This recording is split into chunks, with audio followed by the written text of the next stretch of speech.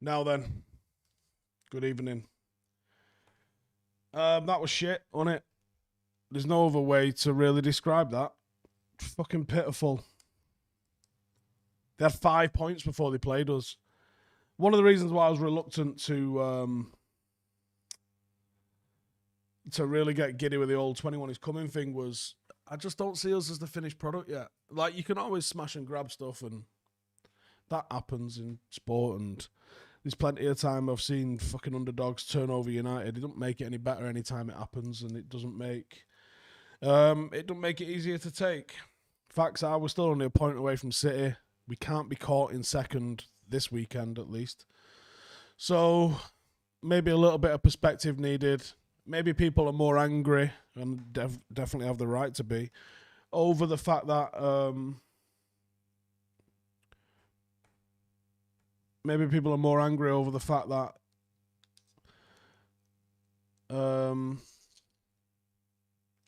it was the opportunity that we dropped there.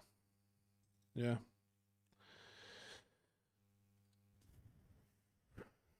That's what I think was annoying.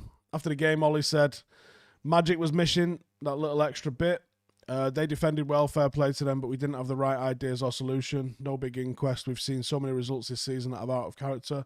Surprised, of course, but we've been the most consistent team last few months. Sad feeling, but we'll go again. On the first half decisions, he was saying first goal, foul at the other end, no foul.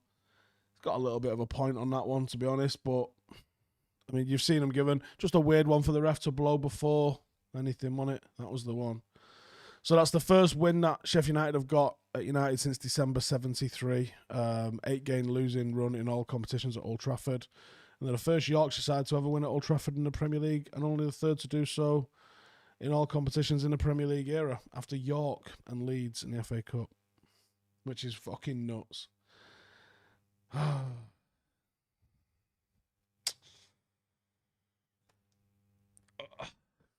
Let's have a look at the stats and that, shall we? The data.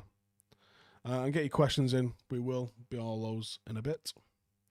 So, 16 shots, but realistically, look how many of them are from the edge of the box. Now, the issue that I have with the ones that's from the edge of the box, not necessarily because they were shooting from the edge of the box, really, because I think you could have tested. I think you could have tested Ramsdale, because I really don't rate him. But as you can see, only a couple of those shots got through. A lot of these shots from the edge of the area did fuck all. Obviously, Maguire's goal. Nice to see Maguire contribute from a corner. But too many shots not taken from good areas, not taken from decent positions, and ultimately the wrong three to play in this sort of circumstance. When you look at the average involvement of everyone, you can see here massive big gaps between. Doesn't really tell a full story because Rashford switched wings, but you can see this big gap around where Greenwood is here. I thought Pogba should have been operating in that kind of area, and I thought Pogba was a lot deeper than I would have wanted him. You don't need Pogba that deep when you're playing against a team that's in a low block. To beat a low block, you have to move teams around. You have to move them from left to right and right to left, and you just keep looking and moving them around until you create space, until someone switches off. As the defence is moving like this in unison, they're going to be resolute and they're going to be solid. It's always harder to score a goal and create a goal than it is to stop a goal and prevent a goal. And when they're moving around in unison like this, they're difficult to break down. As soon as that line breaks, as soon as someone steps out of it, that's the opportunity. As soon as the distance goes too great between the two centre-halves or three centre-halves, then that's when you slide a ball in. You're looking for some movement off the ball. You're looking for a little bit of support, trying to create a 2v1, something like that. And that's how you manage to get through and beat people that are in low blocks. And we didn't do that. We saw everybody bunch up over on that left-hand side. We didn't really play with any sort of level of intelligence. And ultimately, have a look, I'll show you the passes. You just see the amount of balls that went into the box. Wasn't enough. The amount of possession United are holding, I guess it's over on this side, isn't it? The amount of possession that United are holding just outside the box. I mean, when you compare it to what Sheffield United were doing, percentage-wise, they put way more balls into the box than we did. Now, a lot of them was unsuccessful, but fuck me, look how many balls they were playing into the box compared to us. Absolutely madness. Absolutely madness. Got a super chat there from Saul. Says, not asked about losing. I can take that. It's the manner of the loss. Every loss is shit in it, but yeah, I kind of agree with you on that one. Far too comfortable. And I mentioned on my fan cam, what I want to see from teams, when you're playing against teams in a low block, obviously, as I said, you move them side to side, you get them moving as a unit. It's very difficult against the back five, by the way, because they don't have to move as far.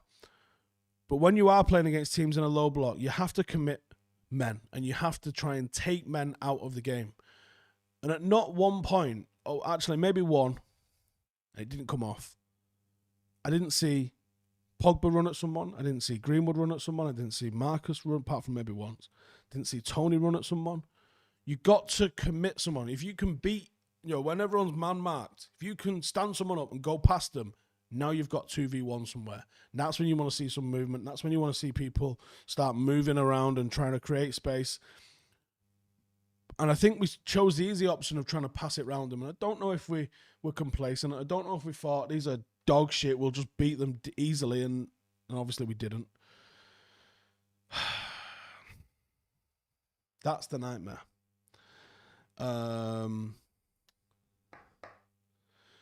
Ross says Marshall and Matic were lazy for that second goal. Also, De Gea needs to hoof it away. De Gea's got to put his foot through it.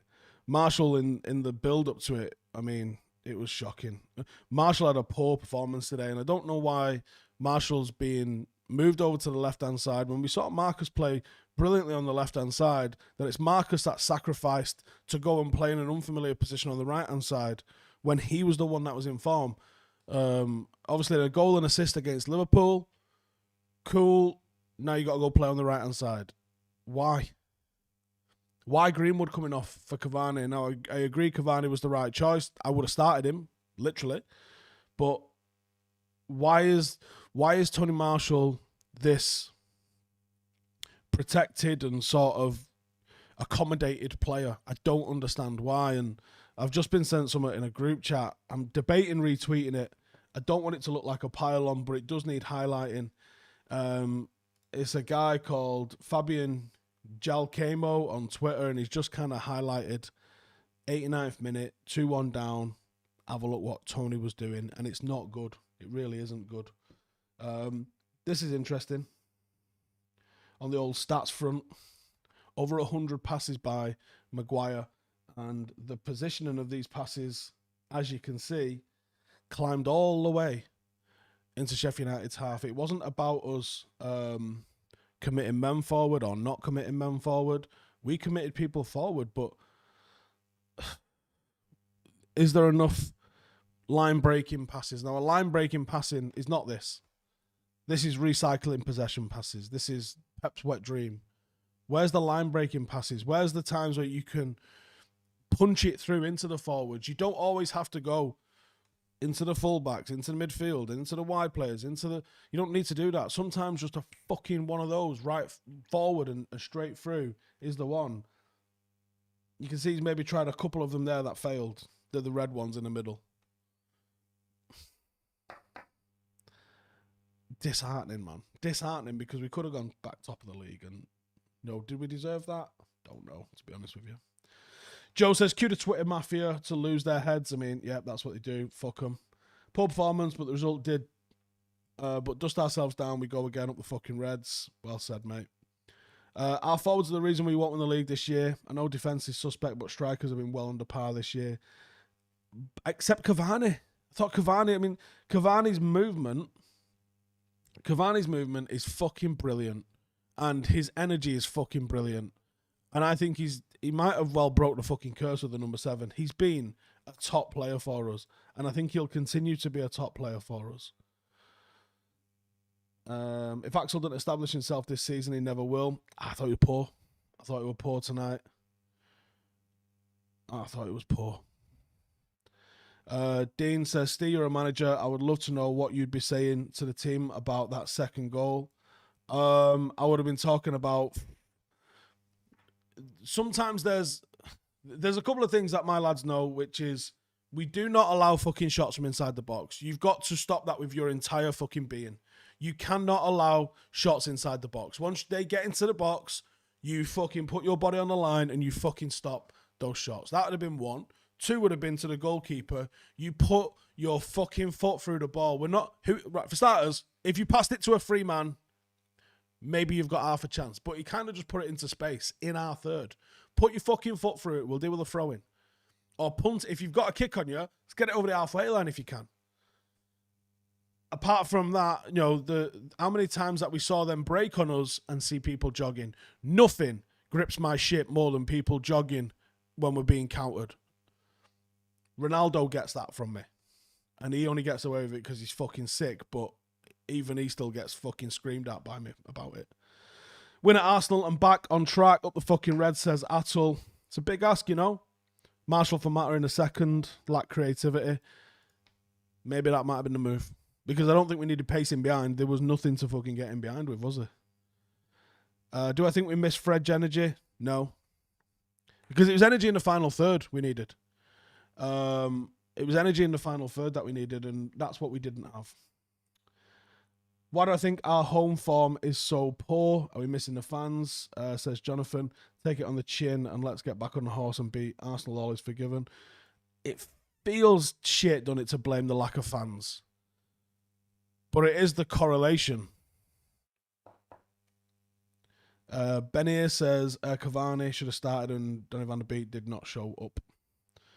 Tom says, is Bruno less effective with Pogba in the team?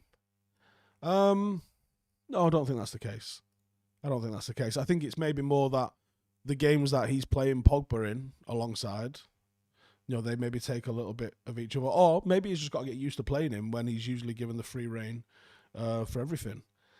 Right, I'm going to check out my Discord chat. If you want to support the channel, I don't have a memberships on here, but we do have a Patreon, which has got a load of group and extra content and stuff. So if you'd like to get interested and support the channel, then come and get in the mixer. Am I still Tellers over Shaw? Yes. I don't know what you would have seen tonight that would have changed your mind, to be honest. United would have walked that with fans in the stadium. Yeah, there's a lot of people saying that. 8 games lost this season. Fred has missed 5. Not a coincidence that. No, but it took fucking Gareth Bale 26 games to win a game for Tottenham, and people would have just said that was the correlation. It's not always the correlation. It can usually be something different that you're not considering. Have we... Oh, fucking hell. That's a big word. Notch says, have we reached the zenith of what we're capable of until we hire superior defensive coaching? I don't know if that's coaching or pure instinct. What the fuck is a coach going to tell you about putting your foot through it? You kind of should know that. What would I do in the dressing room after that?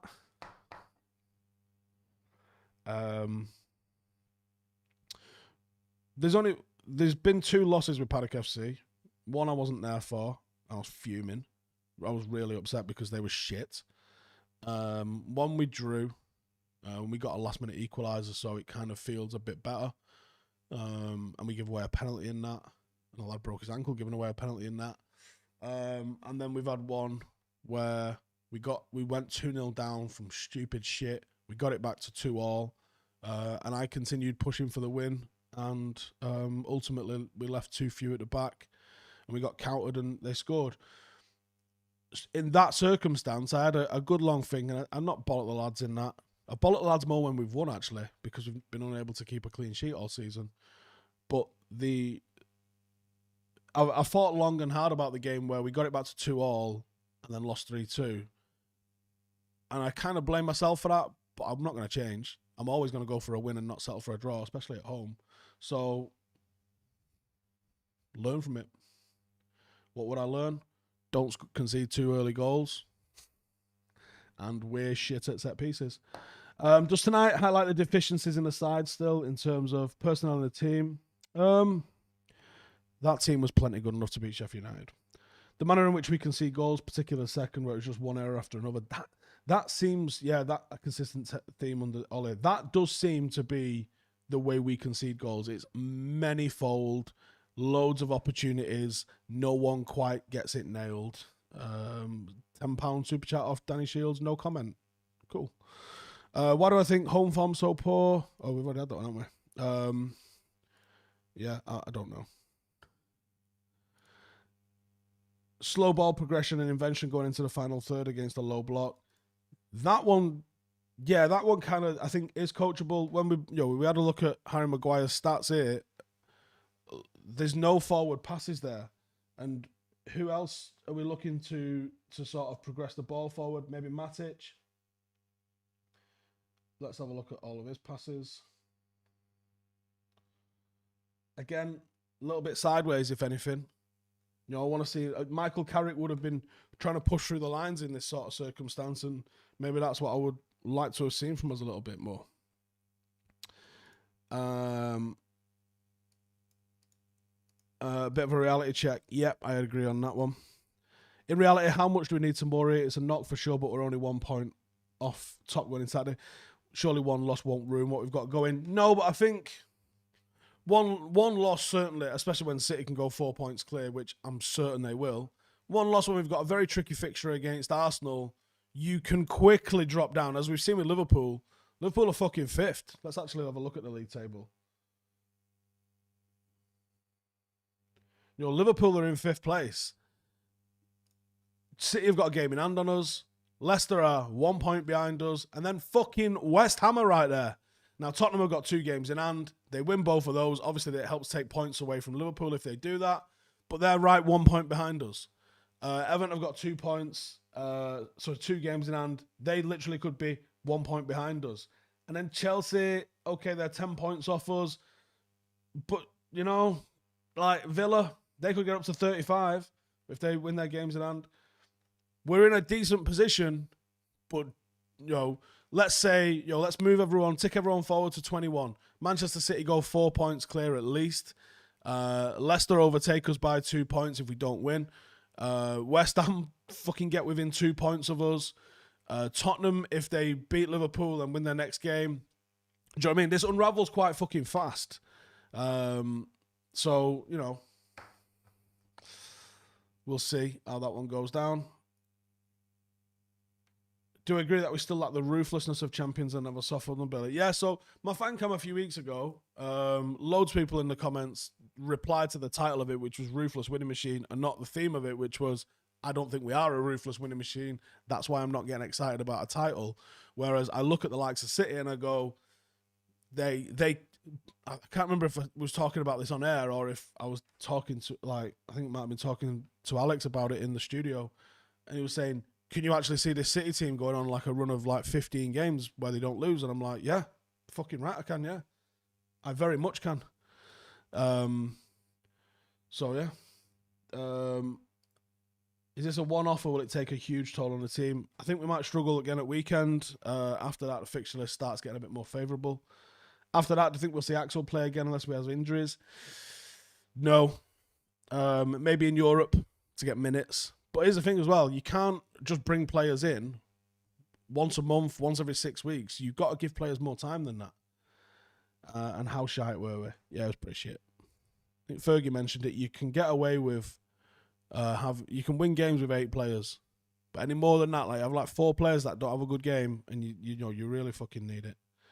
Do referees get a free pass for blatantly wrong decisions? Kevin Friend in the Burnley game today. Also, I think Ollie should call this out in stronger words. Take a card if he has to. I don't think it's in his nature, but yeah. Yeah. I think he definitely needs to say something, yeah. Is that what we've conceded? Yeah, 27 goals in 20 games. That's not Champions form, is it? It's twice what City have conceded and we've scored more than them. So, yeah, I think that's what we're on about when we talk about that ruthless winning machine. We're not quite there yet. We are not quite there yet. Seems another super chat just popped in. YouTube messed up. Seems Ollie seems to be cuddling Tony. Even when Cavani starts, he squeezes Tony into the team, pushing Marcus. Evidence tonight when Mason came off. Does he need dropping? I don't see any reason to keep Tony Marshall in the team. Other players, they offer you a lot of work rate off the ball when they're not in form. So you go, I'm still getting something even if his output in front of goal's no good. But his output in front of goal's shocking. and his work rate off the ball is shocking. Do you know what? I'm going to post that video into the Discord group so everyone can have a look at it, but it's fucking shocking. The last minute, Tony Marshall blatantly doing fuck all. I'll post that into the Discord main chat in a second, but have a look at it. Let us know what you think. 5 things will be out tomorrow. But if you want to cheer yourself up with a good bit of genuine fucking football content, because that's what we do sometimes, then head over to Stretford Paddock FC. Go check out the documentary that we posted yesterday. It's decent, if I say so myself, despite the kind of depressing theme that runs through it with COVID. But go and check that out. Cheers for tuning in. Check out the Discord group and the Patreon group. The link is in the description. And also, if you're interested, go check out SportsBroker as well, as they're sponsoring the videos for the Premier League for this month. See you in the next one. Laters.